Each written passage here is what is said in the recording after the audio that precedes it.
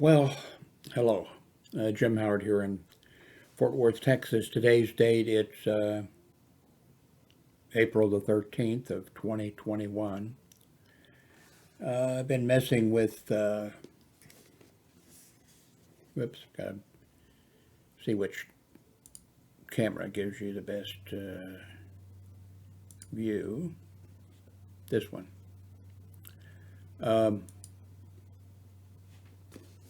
Been messing with this. The reason for messing with this is that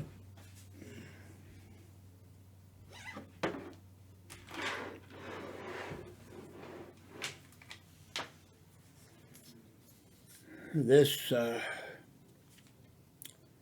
has a problem with the audio. And I tried different fixes to try to fix the thing. I even purchased a Sound Blaster G or Sound Blaster XG5, and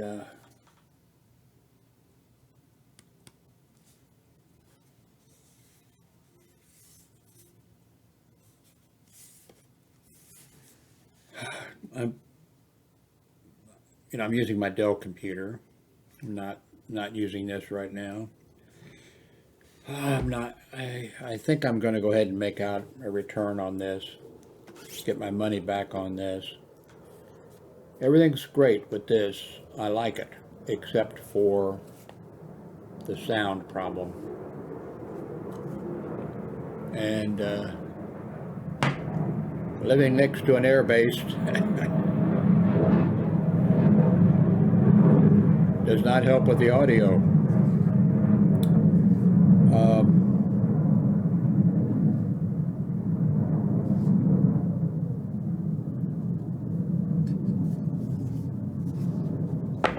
Let me plug the power supply back in this. I've got so many power supplies around here and things.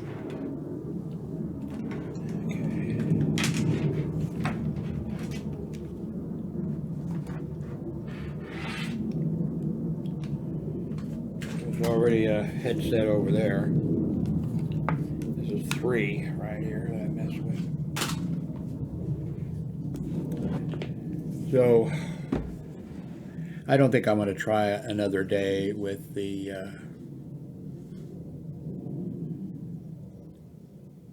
Beeline Mini. So right now I'm using, of course, my Dell computer.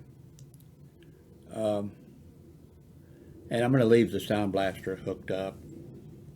Although at this point, I cannot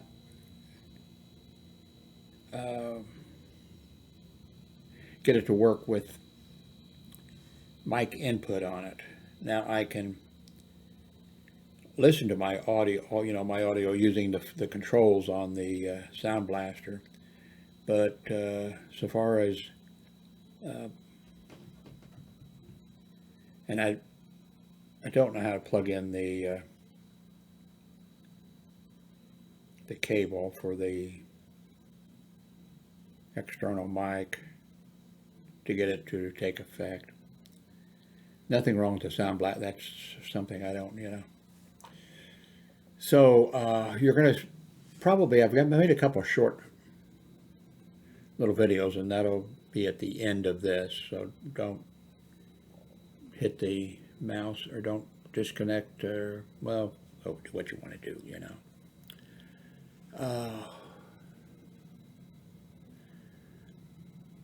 The United States has had another case of a police officer, in this case a female apparently, on the police department for 26 years, and she intended to pull her stun gun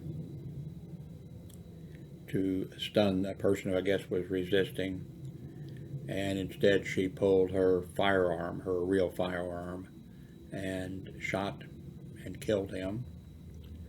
That happened a few years ago out in California and it was a Metro, their transit police. A guy was resisting, and there were several officers trying to restrain him. And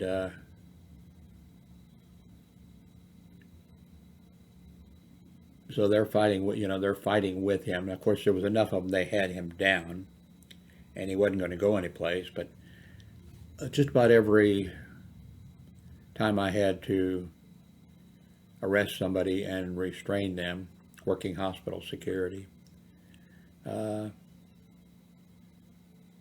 next day I would always have, bruises on me. One time I got punched in the mouth.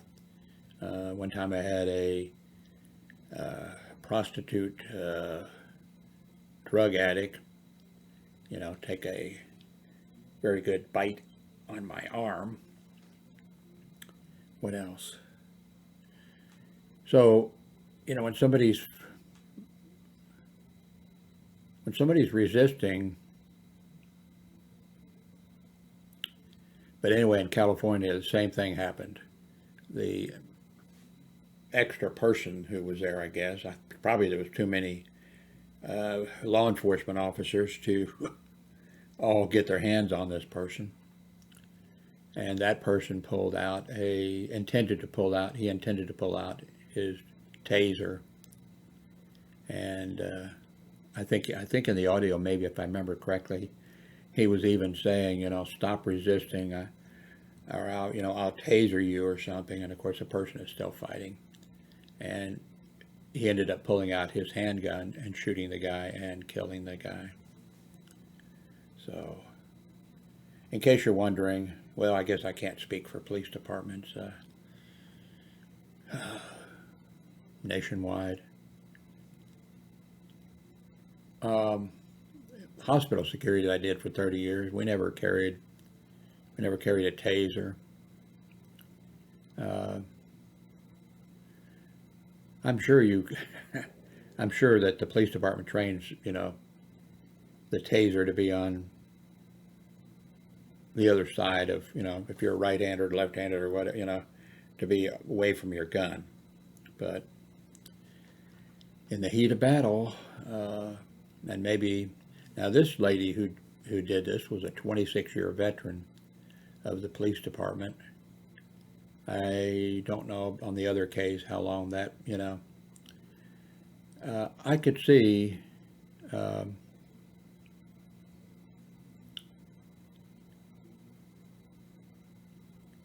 when things are going, but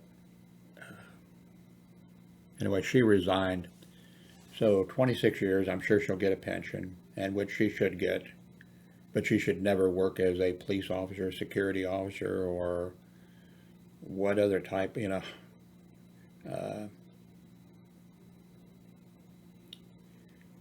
in Dallas, or was it Fort Worth? I can't remember. Dallas, Fort Worth, were like sister cities or something,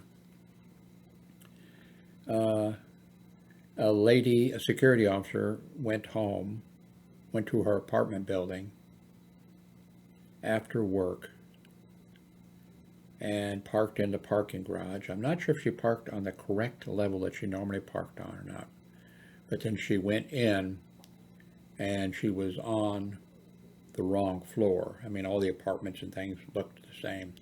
She was on the wrong floor, but she went over to where her apartment was, I think right straight above the next floor, I believe. She went on the floor, but she went in and I think the thing was that her door was not locked, but I believe that was the case. Anyway, she opened up the door, and there was a guy in what she thought was her apartment. I think eating popcorn and watching television, and she pulled out her gun and shot and killed him.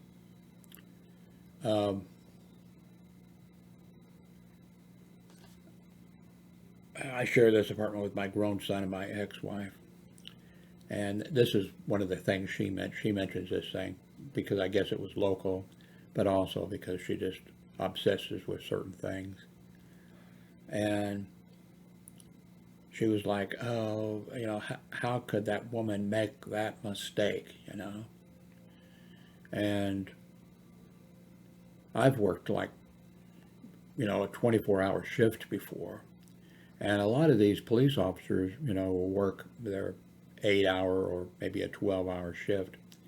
And then they will work off duty as a security officer, making some really big bucks. I don't know what the going rate now is for an off-duty police. You have to call well, I don't know, it probably varies with police jurisdiction, but in Kansas City, Missouri, the police department had a office, and they had a guy who got that job. I don't know if he had any other duties or not, but he was, if you wanted to hire an off-duty Kansas City, Missouri police officer, you called that office and you got him. So that was a nice position for him, because he, by the way, became a police officer because of me. When he was 16 or whatever, he was speeding in Raymore, Missouri, and I was a Raymore reserve officer, and I stopped him for speeding, and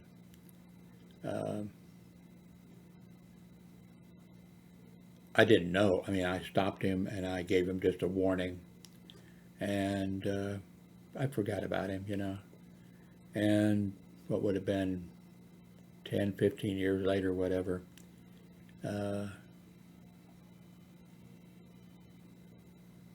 well, when he became he was 16, so anyway, he became a police officer, and I just had really I forgot that I'd stopped him, and I was working security at a hospital I was working at Research Medical Center, and he had been first he'd been hired into Lee Summit Police Department, and they put him, as soon as he was hired in, they put him, because he'd already been through the police academy, they put him as an undercover operation, and he did that, and it didn't take very long, and he made the television channels, he made the front page of the newspaper with the arrest that he made, and he became like a celebrity. So anyway, he got hired in by the Lee Summit Police Department as an undercover, and they used him undercover, and then they were so glad. Oh wow, and because they were getting credit for it, and let me change this. You're probably getting tired. Let me change. What am I doing here?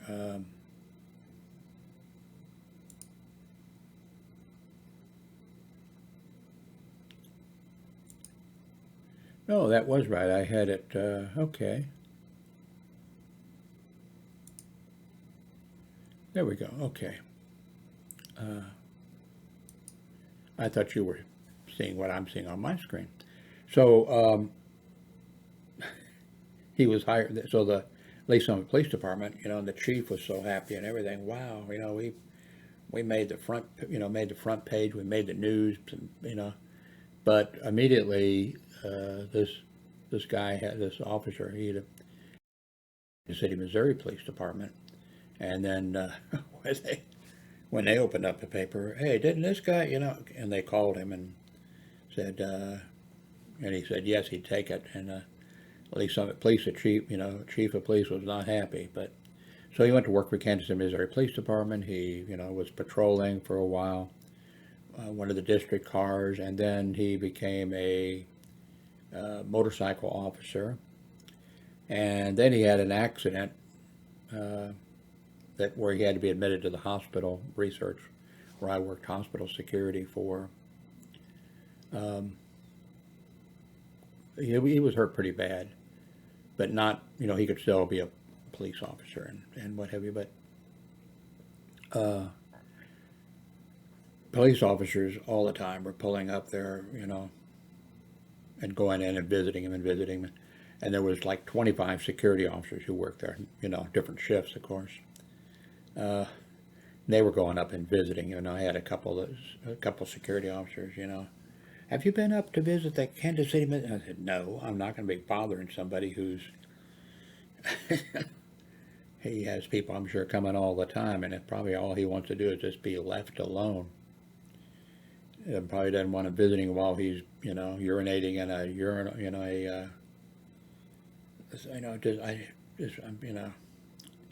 So then I was, another day, and I'm making my rounds in the hospital, and I come up to the lobby, which was crowded. I was working the day shift, and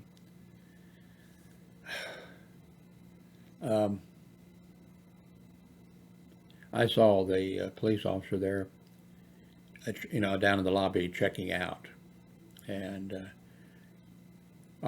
they don't call him a lieutenant, but that's what it would be. They call him he was senior charge officer. Because of nurses being charge nurse, our supervisors were, charge officer or whatever.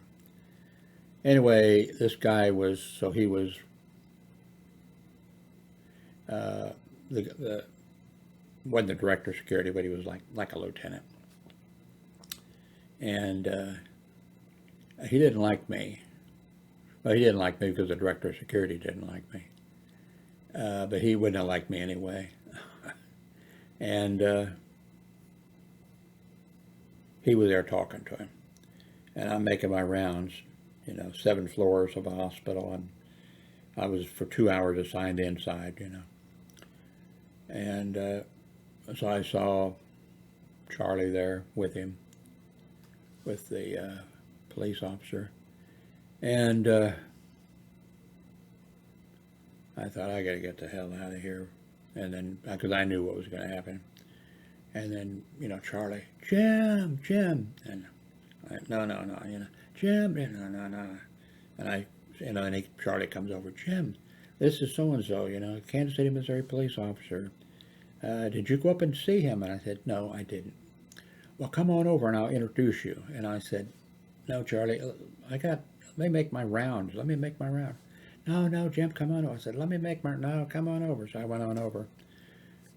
So then he introduced me to the police officer. And the police officer says, oh, Jim, good to see you. Haven't seen you in a while. And he says to Charlie, oh, I know Jim. When I was 16 years old out in Raymore, Missouri, he stopped me. I was speeding, and he was so professional, so courteous, and didn't give me a ticket, just gave me a warning. And he said, I decided that I wanted to be a police officer. So that's how I became a police officer. And I said, nice to see you. Then I went about making my rounds. But anyway, he ended up being in charge of, which was a nice job. Well, in a way, I wouldn't want to be doing that, and I don't know how long he held the position of being, if he wanted to hire. See, and I'm not sure at what times, and I knew my wife and I, we had a patrol service for about a year. I told this story, but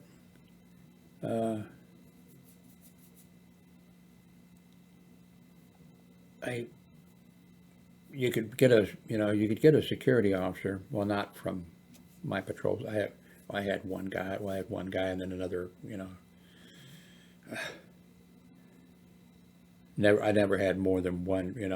Because I was doing the patrolling. But I've told this story before. I patrolled, one of the places I patrolled was a big place that had, I don't know how many, 10, 15 baseball fields there for kids to play, different age groups and whatever. And I had the patrol account where I patrolled, the place, drive through occasionally and whatever. Anyway, that was paid for by the father's group. Well, anyway, the mother's group called and said that they, wanted to take me, and I quoted them a price. And then I called a friend of mine who worked for Pinkerton or Burns or something, I forget. Oh, he did. He wasn't working at that time. And I said, Larry, I said, I don't want to take this because if I have to go out there and do that, I'm patrolling, every night, and I can't go. I don't want to go out there. And if you take it, don't say that you'll do it. If I said there are little kids, maybe high school kids, out there. There's a lot of people there, and I said. Don't, and he said, oh yeah, yeah, I'll do it, and of course I paid him more than, I wouldn't pay anybody the minimum wage, I paid him more. Uh, uh, so anyway, he went out there one day, and the little kid scared him, I guess. Uh, he passed away. He was an identical twin, Larry and Jerry, and they passed away about the same time. I went to high school with them. So then I had to go out there.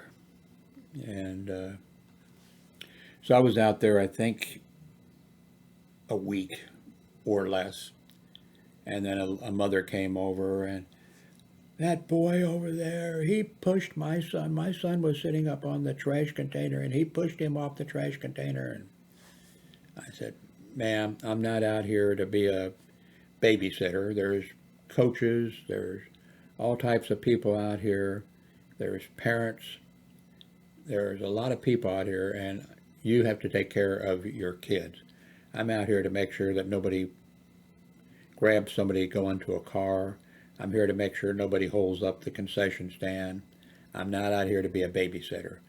Well, I'm with the mothers group, and we pay your salary, and I said, ma'am, I've told you the way it is. That's the way it is. Well, I'm going to call, and I said, call. You call. You sure you have the phone number? Here's the phone number. And so anyway, after the thing shut down for the night, and I was out patrolling, then I went home in the morning. I knew the phone would. I thought for sure the phone rang. Merchant Security Service, and I'm with and I said, oh, that was Jim Howard, our best security officer, our only security officer, our only security officer. And she said, and he said, I said, then on the phone, well, Jim Howard was correct. That's exactly. We're not babysitters, Well, we pay, and I said, well, if you're not happy, well, I'm going to hire somebody. We're going to hire somebody else, and you're going to lose our account. I said, well, I'm sorry that's just the way it's going to be then. And then I said, but you can hire, you can contact, call the Kansas City, Missouri Police Department, and you can tell them that you want to hire a off-duty police officer, and they will supply you with one. She said, oh, okay. So a day or two later, I was out. I still had that account for patrolling. I go out there, and by the way, I'm sure with 15, say, baseball fields, and some of them they were sometimes going all the time, I think. There must have been a black kid or black parents or somebody out there, but I don't remember ever seeing one. And there were 2 black police officers, Kansas City, Missouri, patrolling, walking together, like horses, in tandem or whatever, when they're, walking together, and their nightsticks were swinging as they walked, that long. And I forget what the rate was, the security officers were probably making, well, not, contract security officers were making the minimum wage, whatever that was. And I think the police officers were making $40 or $50 an hour at least. And these people were forced to take 2. The police wouldn't put 1 out there. And the first hospital that I worked at, I started there in 1972 at St. Joseph Hospital, Catholic Hospital.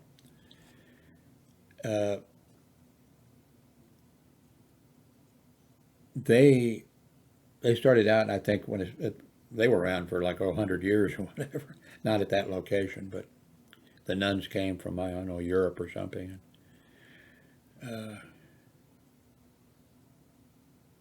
Built a hospital in downtown Kansas City. I'm not sure it was called Kansas City then. And then eventually they moved to the location, which was 35th and Prospect. And the people at that time were like, "What's wrong with these nuns? They have built a place out at, I'm not sure if the address, like it'd be like 3500 35th Street. Downtown to be like 1st Street, and 35th Street. I'm not sure there was a road that ran out. There probably had to be. But they said these nuns are, they're crazy. They're out in the country. Nobody will be able to even get to them. They don't need a hospital out there. Then, of course, by the time that I went to work for them in 1972, they were downtown, basically, But anyway, so I think when it started out, they didn't have security, of course. I mean, well, I'm talking about recent time, They didn't have security. But there'd be somebody, a male, housekeeping person or a male maintenance guy or somebody who would, walk the nurses out or something like that. Then eventually there was race rioting. So there you have St. Joseph Hospital, 2 6-floor buildings kind of joined in like a V, in the middle. 6 floors of hospital, 6 floors of retirement, nursing home, and I don't know what else, for nuns. So that was filled with nuns, that were retired or in a nursing home or whatever. And just before I went to work for them, my wife and I at that time, we had a tropical fish shop.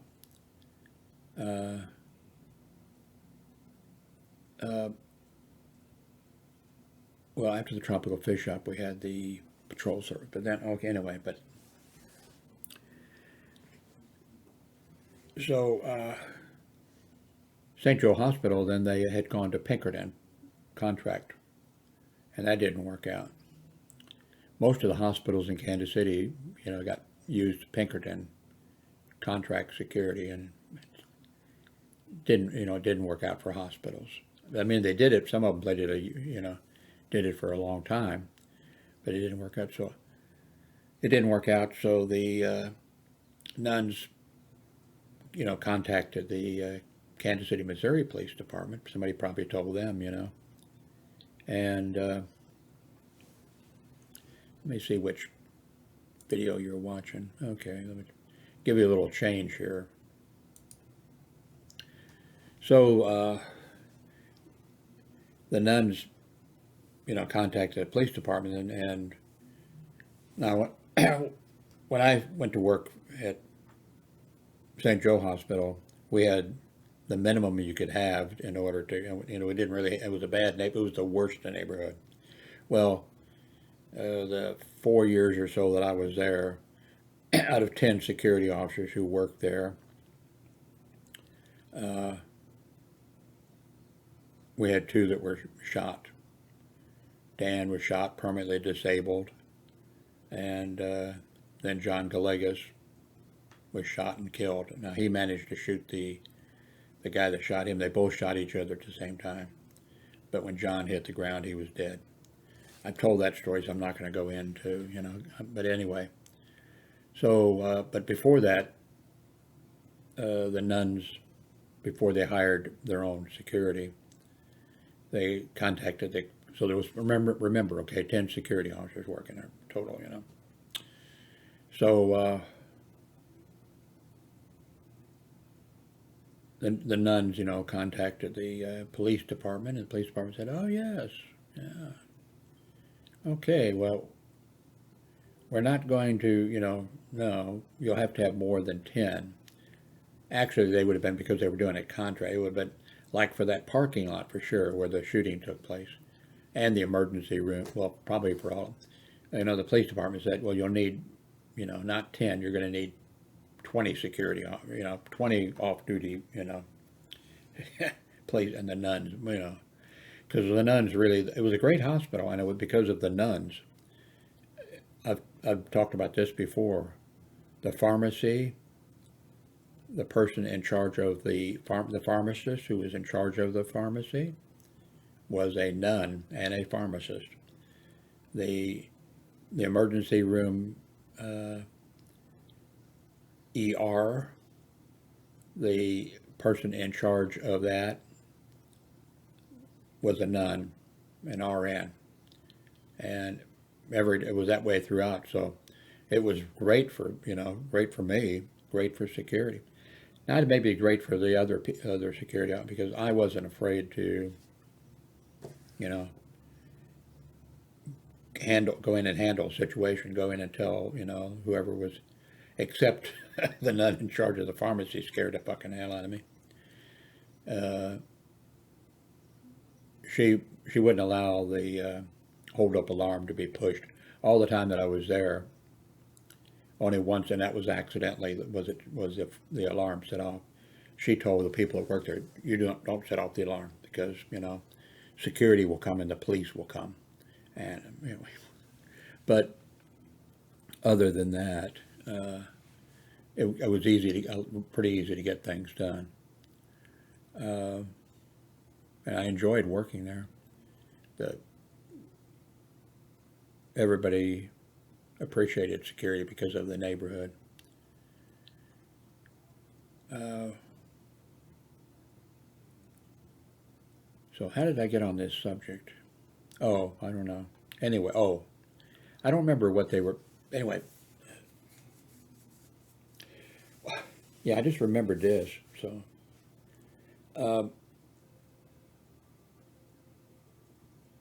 most state, well, I don't know, but most states, I think, have state licensing of security officers. And now Missouri didn't. It was local, on the local level. And that had to do with corruption, political corruption, or whatever. And things were so bad that the state, I don't know about St. Louis, but the state took over control of the Kansas City, Missouri Police Department. But I mean, and I don't know how it was in the very beginning. Maybe it was that way from the very beginning. But what they did is set up a board of police commissioners, and the people there were not in the pocket of Pendergast, who was a city boss. Not sure he actually held. Maybe he did for a little bit. I don't think he really held office. Well, he held office, but in his office. And back in the olden days, if you wanted a job on the police department, fire department, or at City Hall, probably even at the Jackson County Courthouse, if you wanted a job, you went to see him, and he let you know that, well, he was going to, I'm sure, only going to hire certain kind of people, probably a certain color, but he made it be known, okay, you're going to vote the way I want you to vote, and you're going to do, you're going to do this, and if you're in a position of authority, you're going to make sure that my concrete company and construction company and get the contracts, all that. He did all that kind of stuff. He eventually went to jail. He was the guy who appointed Harry Truman as judge, but not judge, for like a court. That was um, ran the county. And when Harry Truman got elected, you know, Pendergast helped him get elected United States Senator. And when he went to poor Harry Truman, when Harry Truman went to Washington D.C., you know, the other senators and everything, they called him, you know, Pendergast's, you know, boy and stuff. I mean, he didn't get any respect. But Harry Truman was an honest man, not a college graduate, by the way, an honest man, and he did the right, you know, did the right thing. Eventually, Pendergast went to prison for a while, and then when Pendergast got out, he died, and almost nobody showed up at his funeral. I mean, you know, Pendergast. I actually got hired by a guy who told me, you know, that he got his job, you know, from Pendergast, that he went there, and then this guy was the director of security at Research Medical Center. Yeah, and he said, you know, he got me my job, and you know how it is when somebody gives you a job or whatever, then you know you're indebted to them, and you have to whatever. And I actually he was buying me breakfast, you know, at the hospital, and I was thinking, oh my God, because actually I didn't want to work for him, and he was calling me, and I hadn't applied, you know. He had an opening he wanted to fill for a security officer, and he didn't.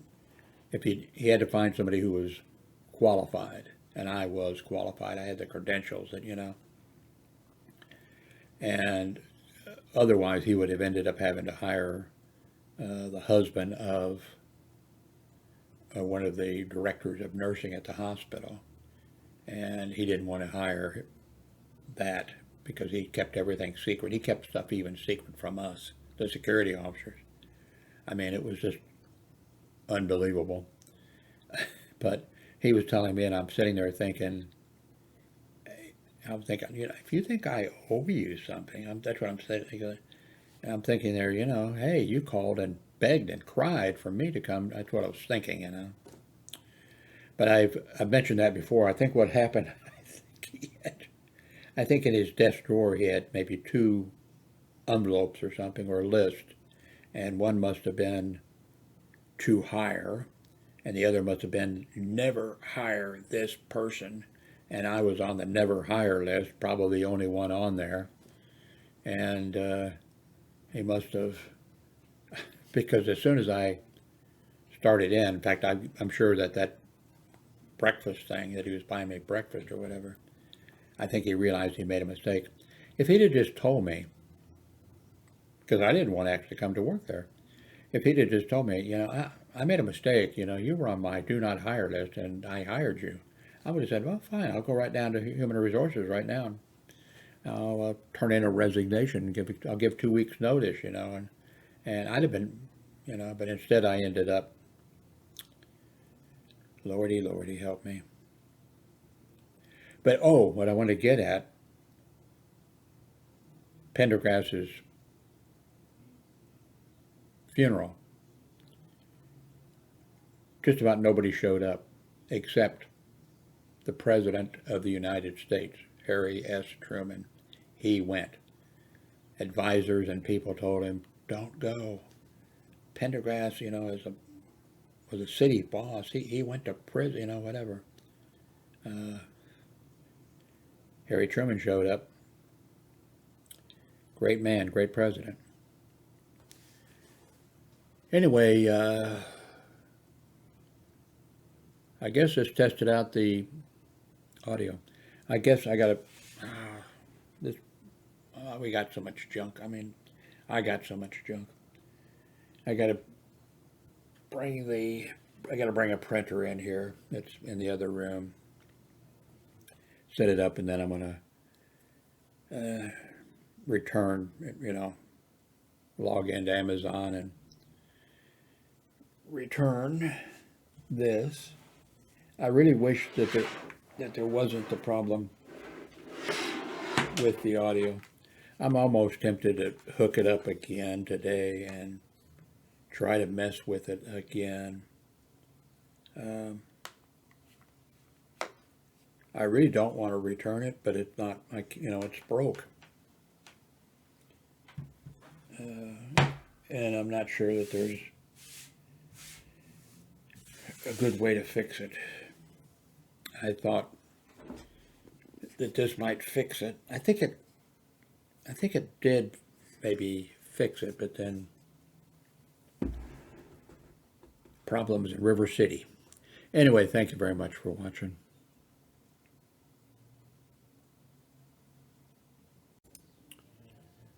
Okay, this is a test. So let me go here, see if I can change without disconnecting everything. This is, okay, this is microphone Elgato.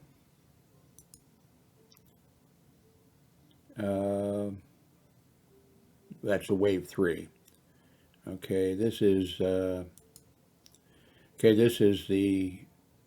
line-in sound blaster. No.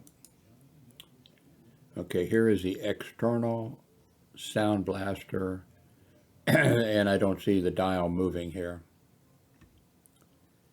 I do not see the dial moving. Okay. Now let me stop and play this back and see what I can hear.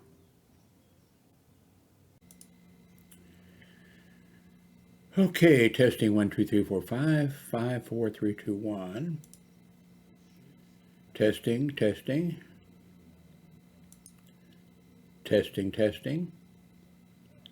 Let me go back to this, and let me press the button here on the sound card. Okay, here's the first button. Not sure what the heck that does. We press the second button. Okay, this is the second button that I pushed. And this one is a switch type thing.